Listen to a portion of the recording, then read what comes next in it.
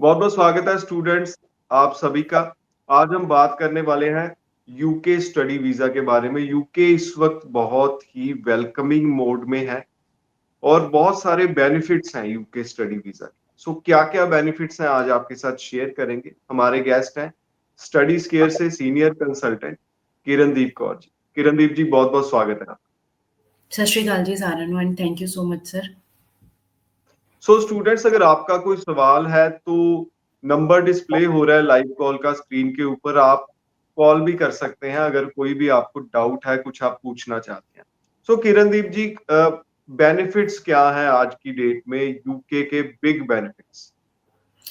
अगर मैं UK study visa की बात करूं तो सबसे पहला पॉइंट, अगर अदर कंट्री से भी कंपैरिजन करें जैसे ऑस्ट्रेलिया कनाडा, तो इस टाइम पे यूके का जो वीज़ा सक्सेस रेट है वो काफ़ी हाई चल रहा है। लाइक 92 to 95% जो है वो वीज़ा अप्रूव हो रहे हैं स्टूडेंट्स के। सेकेंड बेनिफिट है कि यूके जो है वो गैप एक्सेप्ट कर रहा है। अगर हम ऑस्ट्रेलिया की बात करें तो ऑस्ट्रेलिया 2023 पास आउट स्टूडेंट्स जो है वो अप्लाई नहीं कर सकते हैं। बट यस, कुछ यूनिवर्सिटीज हैं, बट अगर मेजरली प्रोग्राम्स या स्टूडेंट्स की बात करें तो 2023 स्टूडेंट जो प्लस टू पास आउट है वो अप्लाई नहीं कर सकते। बट यूके में जो स्टूडेंट 2020 पास आउट है ग्रेड 12th, वो अप्लाई कर सकता है यूके स्टडी वीजा के लिए। अभी के लिए जो इनटेक्स ओपन है वो जनवरी 2025 इनटेक ओपन है स्टूडेंट्स के लिए।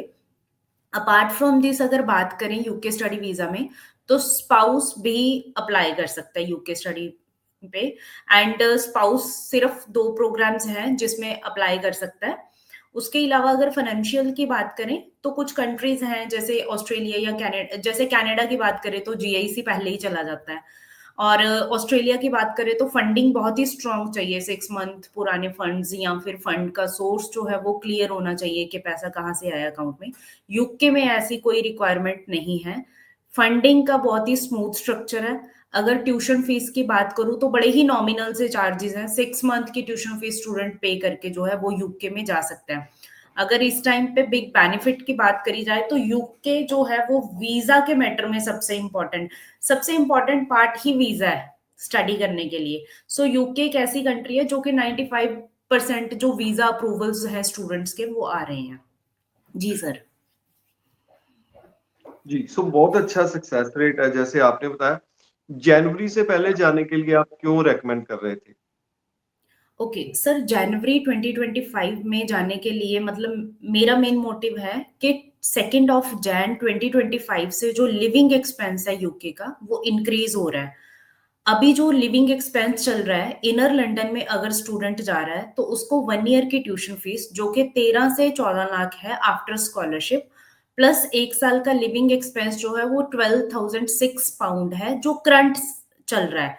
अगर आउटसाइड लंदन की बात करें, सेम 1 ईयर की ट्यूशन फीस प्लस आउटसाइड का लिविंग एक्सपेंस है 9,207 पाउंड। मतलब इनर लंदन में स्टूडेंट को 12 लाख और आउटसाइड लंदन में 10 लाख जो लिविंग एक्सपेंस है वो शो करना है। बट 2 Jan 2025 के बाद इनर लंदन का जो लिविंग एक्सपेंस है वो 13 लाख, 13 से 13.5 लाख जो है वो शो करना पड़ेगा। मीन्स 13,347 पाउंड जो है वो इनर लंदन हो रहा है। एंड आउटर लंदन का लिविंग एक्सपेंस जो है वो 9,207 से इंक्रीज होके 10,224 हो रहा है फ्रॉम 2 Jan 2025। अगर कोई भी स्टूडेंट यूके में प्रीवियस जो करंटली फाइनेंशियल्स चल रहे हैं उसके ऊपर ही अपनी फाइल अप्लाई करना चाहता है तो वो स्टूडेंट के पास अभी इस टाइम पे गोल्डन अपॉर्चुनिटी है अप्लाई करने के लिए। जनवरी 2025 में मास्टर्स प्रोग्राम मेजरली ओपन है। बट यस, स्टडी स्क्वायर के पास कुछ यूनिवर्सिटीज हैं जिनमें बैचलर डिग्री भी अभी जैन 2025 के लिए ओपन है। कोई भी स्टूडेंट है वो जनवरी के लिए अप्लाई करना चाहता है तो उसके पास अभी जो है 15 से 20 दिन है अप्लाई करने के लिए, क्योंकि दिसंबर में जो है वो डेडलाइंस कैस की या ऑफर यूनिवर्सिटी क्लोजिंग डेडलाइंस आनी स्टार्ट हो जाएंगी। कोई भी स्टूडेंट प्रीवियस फंड्स के अकॉर्डिंगली जो करंट फंड्स चल रहे हैं उनके साथ ही यूके अप्लाई करना चाहते हैं तो अभी वो अप्लाई कर सकते हैं।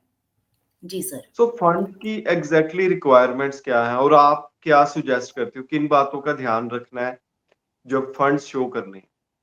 ओके, सो यूके में जो फंड शो होते हैं वो 28 दिन पुराने चाहिए होते हैं। फंड्स जो है वो या तो पेरेंट्स मींस मॉम डैड या फिर बच्चा अपने अकाउंट में ही शो करेगा।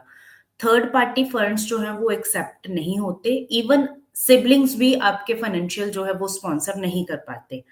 यहाँ पे सिर्फ फंड्स जो है वो मदर फादर और मेन एप्लीकेंट के ही जाएंगे।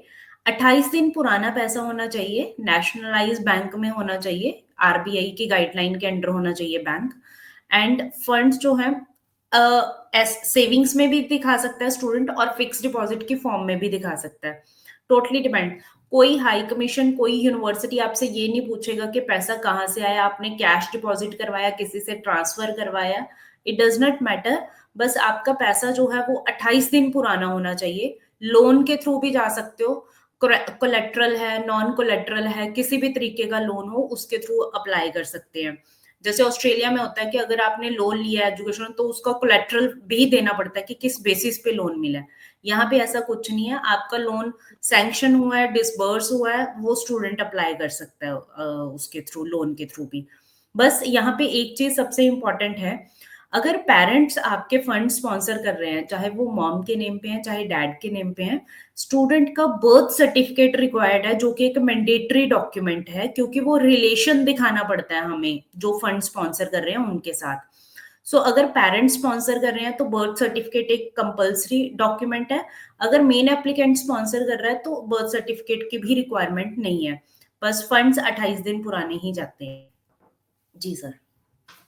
जी, सो स्टूडेंट्स आप कॉल भी कर सकते हैं, लाइव कॉल का नंबर स्क्रीन के ऊपर डिस्प्ले हो रहा है। कोर्सेज की बात करते हैं किरणदीप जी, प्रेजेंटली आपकी क्या रिकमेंडेशन है? बेस्ट कोर्सेज इस वक्त कौन से हैं अगर यूके में जाना है? बेस्ट कोर्सेज बता दें, उसके बाद इकोनॉमिकल मोस्ट इकोनॉमिकल कोर्सेज कौन से रहेंगे स्टूडेंट्स के लिए? ओके, अगर हम प्रोग्राम्स की बात करें तो प्रीवियस जो स्टडी करी है स्टूडेंट ने उसके सब्जेक्ट्स के अकॉर्डिंगली प्रोग्राम जो है वो चूज किए जाते हैं। आर्ट्स वाला जो स्टूडेंट है वो हॉस्पिटैलिटी, टूरिज्म या फिर मैनेजमेंट प्रोग्राम्स में अप्लाई करता है। कुछ कई बार क्या होता है कि स्टूडेंट ने ग्रेड 12th में कंप्यूटर रिलेटेड कोई सब्जेक्ट की स्टडी करी होती है, कंप्यूटर साइंस पढ़ा होता है आर्ट्स वाले स्टूडेंट ने, तो हम स्टूडेंट को computer related like bachelors in computer science भी ऑप्शन जो है वो प्रोवाइड कर सकते हैं। अगर हमारे पास नॉन मेडिकल वाला स्टूडेंट आ रहा है तो हम उसको इंजीनियरिंग के प्रोग्राम्स हैं या फिर कंप्यूटर साइंस है, साइबर सिक्योरिटी है, आर्टिफिशियल इंटेलिजेंस है, इस तरह के प्रोग्राम जो है वो हम शेयर कर सकते हैं। डाटा साइंस, डाटा एनालिटिक्स का प्रोग्राम है, काफी अच्छा प्रोग्राम है, वो हम ऑप्शन एज अ ऑप्शन देते हैं। अगर कॉमर्स बैकग्राउंड वाला स्टूडेंट आ रहा है हमारे पास तो हम उसको business management, international business relations, ठीक है, बिजनेस एनालिटिक्स, ये सारे प्रोग्राम्स देते हैं। अपार्ट फ्रॉम दिस अगर मेडिकल स्ट्रीम की बात करें तो मेडिकल में नर्सिंग सबसे फेमस प्रोग्राम है जो कि सभी कंट्री में ऑन डिमांडिंग होता है। Apart from that adult nursing है, स्पोर्ट्स एंड एक्सरसाइज मैनेजमेंट है, मतलब काफी प्रोग्राम्स हैं, हेल्थ साइंस है जिसमें स्टूडेंट जो है वो अप्लाई कर सकता है, बिकॉज नर्सिंग की रिक्वायरमेंट कहीं ना कहीं हाई होती है। अगर नर्सिंग में डायरेक्ट स्टूडेंट एलिजिबल नहीं है तो वो बैचलर में मतलब अडल्ट नर्सिंग या फिर हेल्थ साइंस या फिर sports and exercise management, fitness coaching, इन प्रोग्राम्स में जो है वो अप्लाई कर सकता है। वहीं पे मास्टर्स की बात करूं तो सेम मास्टर्स में भी इंटरनेशनल बिजनेस मैनेजमेंट हो गया, मास्टर्स ऑफ मैनेजमेंट हो गया, साइबर सिक्योरिटी हो गया, नेटवर्किंग हो गया, डेटा साइंस हो गया, सारे प्रोग्राम्स में स्टूडेंट्स एलिजिबिलिटी चेक की जाती है कि प्रीवियस स्टूडेंट ने स्टडी क्या करी है और उसके अकॉर्डिंगली हम रिकमेंड करते हैं स्टूडेंट को प्रोग्राम के लिए। सो ड्यूरेशन की बात करूं तो लंदन एंड यूके की अगर बात की जाए तो बैचलर डिग्री जो है वो 3 साल की है, बट स्कॉटलैंड में जो बैचलर डिग्री है वो 4 साल की मिलेगी। वहीं पे मास्टर्स की बात करूं तो मास्टर 1 साल की है ऑल ओवर यूके में। And apart from this post study work permit जो है वो चाहे स्टूडेंट 3 साल की डिग्री पे जा रहा है, चाहे 4 साल की डिग्री स्कॉटलैंड में कंप्लीट कर रहा है या फिर मास्टर्स डिग्री कर रहा है, पोस्ट स्टडी वर्क परमिट जो है वो 2 साल का मिलेगा। ट्यूशन फीस नॉमिनल है, 13 लाख से स्टार्ट हो जाती है, 12.5-13 लाख 1 साल की ट्यूशन फीस। स्कॉलरशिप जो है वो यूनिवर्सिटीज प्रोवाइड करती हैं, 2000 पाउंड से लेके 5000 6000 पाउंड तक होता है, वेरी करता है, क्योंकि यूनिवर्सिटी एडमिशन टीम जो है वो स्टूडेंट के डॉक्यूमेंट्स क्रॉस चेक करती है, उसके बेसिस पे ही वो डिसाइड करते हैं कि कितनी स्कॉलरशिप देनी है। ईच एंड एवरी यूनिवर्सिटी का स्कॉलरशिप प्रोवाइड करने का क्राइटेरिया जो है वो फिक्स होता है, वो परसेंटेज बेस्ड होता है, वो डिपेंड करता है एडमिशन टीम के ऊपर। जी सर। जी, सो स्टूडेंट्स, आज के सेशन में इतना ही। बहुत बहुत धन्यवाद सभी स्टूडेंट्स का। Thank you so much. Thank you Kirandeep ji. Thank you so much sir.